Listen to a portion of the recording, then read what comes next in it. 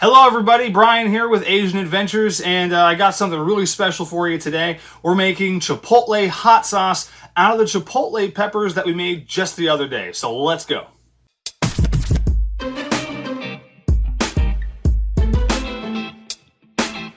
Alright, so like I said, we're making Chipotle hot sauce today. It's actually not that difficult. I'm going to take you through step by step, and there's also going to be a recipe in the description down below. So, the ingredients that you're going to need are some onions, some garlic, we have sugar, salt, tomato paste. We also have cumin, oregano, apple cider vinegar, bit of oil. Obviously, we're going to want our Chipotle peppers, which I got these guys right here. So these are the same exact peppers that I had smoked just the other day or in the previous video.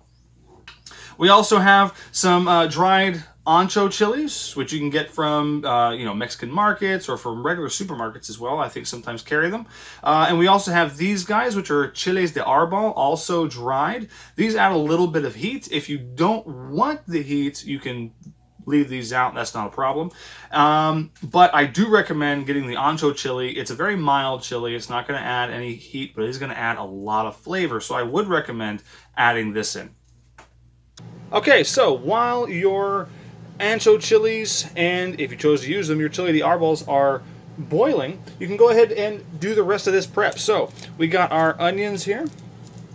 We're just going to go ahead and cut those up into a nice dice. Okay, so instead of the dice, I just went ahead and just went with some strips because this is all going to be blended up anyway, so it doesn't really matter. So next we're going to go with a little bit of garlic. Okay, so I'm going to be using about 4 cloves of garlic here. So what I'm going to do is I'm just going to give them a little crush. Take those papers off. And just leave them whole. Again, this is going to be going into a pot to boil. And then thrown into a blender, so we don't need to worry about cutting it up all nice and fancy. We just want to get these in the pot and cooking, and then we're just going to blend them up. And you can probably hear my daughter in the background. She is just in front of me, also pretending to make some hot sauce. So she's having fun with Daddy today. We're both making some hot sauce. It's all very good. Say hi, Kazaya. Hi. So there we go. All right, so now we've got our garlic, we've got our onions. Now comes the fun part. Now we get to deal with the pride and joy of this recipe, which is my freshly smoked Chipotle peppers. So I just stored these in the fridge, and just to make sure that they stayed all right, but they still smell lovely and smoky. So we're just going to move these over to the side. Now with these, you can take the seeds out if you like. Personally, I don't see the point in that. So we're just going to top these a little bit. And then we're going to just cut them into rings like you would typically see. Alright. And boom, there we go. So we got all of our jalapeños cut. We've got our onions, we got our garlic. Now we just need to throw this in a pot with the rest of the stuff. But before we can do that, we need to get our chili, our Ancho chili and our chiles de arbol out of the hot water and just give them a quick mince, because I find that actually helps them when it comes down time to begin blending everything together in a blender. Okay, so I've got the Ancho chili and the chiles de arbol. I have finished boiling them. So what I'm going to do is I'm just going to take these out carefully. Obviously they are very, very hot. And we're going to put them, and they got a little bit of that peppery essence in the air, making me want to sneeze. I would also suggest taking out the stems, obviously, because you don't want to eat those. And also, if you want, you can take out the seeds. I would recommend it. They don't blend up very well because they've been dried, and they don't rehydrate very well. One thing I would suggest doing is keeping at least some, maybe a third to a half a cup of the water that you boiled them in, because this is filled with a lot of excellent flavor, and you need water for this recipe anyway, so why waste that? Throw that into the recipe. Just get all the flavor you can out of it. So what we're going to do now is we're going to go ahead and just basically turn this into a paste. It'll just help your blender, unless you've got something really powerful, it'll just help your blender to get everything nice and small when we're actually blending this all up. So I like to turn this essentially into a paste with my knife, just chopping it up really finely over and over and over again, and then we'll achieve that. So let's check that out now. Okay, so as you can see, I've turned those chilies basically into a paste, so much so that I was actually able to basically shape it into a little square here. So that's what you want. That's really good, and it's effectively pureed. But all I used was my knife. That was it, nothing else. So yeah, like I said, I would highly recommend doing that. So now all we have to do is just transfer this to a pan and get started cooking. Oh, and I almost forgot. Obviously, we got a couple more ingredients that we want to talk about before we go any further. Now, some of these ingredients are probably going to have to be adjusted depending on the size of your chipotle peppers, the size of your onion, but generally, we're going to want to at least start out with about a 1/3 cup of apple cider vinegar. You can also use white vinegar if you like. I prefer the apple cider just because it goes really well with spicy dishes and adds a lot really nice sweet, sharp flavor. So also we're going to want to add equal parts of water. So I'm going to just add in, this is hot water. It doesn't need to be hot water. It can be cold water. It doesn't matter. I just happen to have some hot water on hand out of the kettle. So there we go, and that's going to be our liquids. Now we're also going to add a little bit of salt, which I can go ahead and add that to this now. And this is going to be about, it's going to depend on taste really. I like to start out low because you can always add salt, but I would say you're probably going to want to start with about half a tablespoon at least to begin with. And then we're going to add a little bit of sugar. This also is going to vary depending on what you got going on in your, you know, your chilies and the flavor of those, and just how sweet you like it. But I would still recommend having at least about a teaspoon, 2 teaspoons go in there. There we go.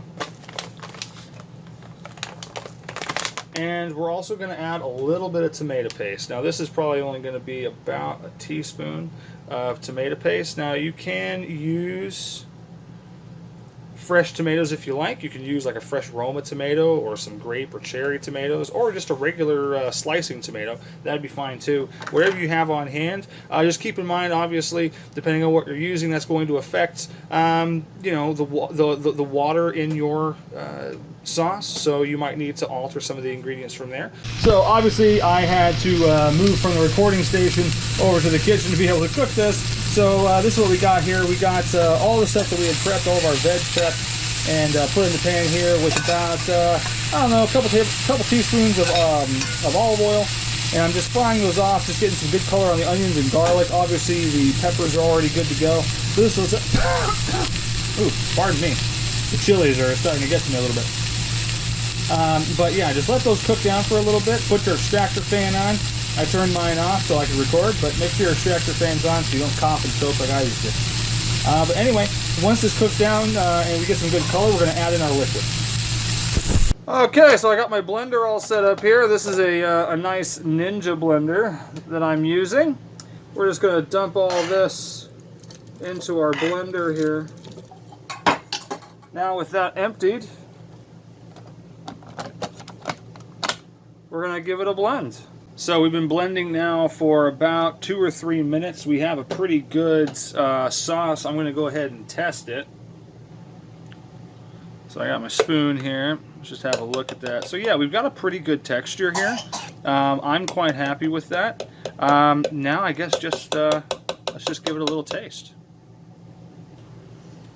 Okay, so the flavor there is really nice. These jalapeños were a bit spicier than I expected. So it does have actually a little bit of a kick. I'm going to add a little bit more salt though. And I'm going to throw in a touch of sugar and just a splash of vinegar. Now let's go ahead and blend this. Okay, so I have since retried this, and we've got it just the way at least I like it. Be sure to taste it frequently. and add things as needed. If you need more salt, if you need more sugar, if you need more vinegar, or anything else, be sure to add it in and make it exactly to your taste. Okay, so what I have here is the bottle that I'm going to put my Chipotle sauce into. This is just an old olive oil bottle that I've taken the labels off, and I'm just going to fill it. So this is about a 750 ml bottle, and I got myself a little funnel, and then we just pour it in. All right, there we go. So I've got a tiny little bit left. Let's get the cap on there. So I've got a tiny little bit left over, but I know it's a very dark bottle, you can't really tell, but it's in there. And so then what I would suggest is letting this sit for at least a day or two, just for the flavors to marry together, and you'll be much happier with your end product. All right, and there we have it. It's not overly hard. From start to finish, it only takes about 30 to 40 minutes.